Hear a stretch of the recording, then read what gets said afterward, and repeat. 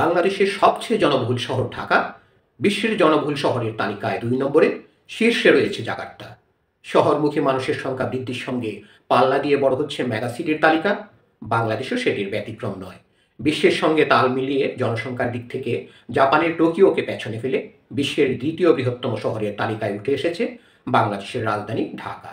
জাতিসংঘের অর্থনৈতিক ও সামাজিক বিষয়ক বিভাগের ওয়ার্ল্ড আরবানাইজেশন প্রসপেক্টাস ২০২৫ শীর্ষক প্রতিবেদনে এই তথ্য উঠে এসেছে।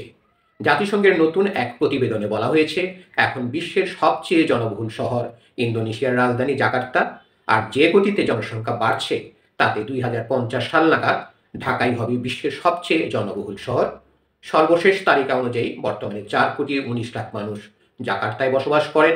ইন্দোনেশিয়ার ঘনবসতিপূর্ণ দ্বীপ জাভার পশ্চিমাঞ্চলে অবস্থিত জাকার্তার একটি উপকূলীয় শহর। জাকার্তার পরেই আছে ঢাকা। এই নগরে এখন ৩,৬৬,০০,০০০ মানুষ বসবাস করেন।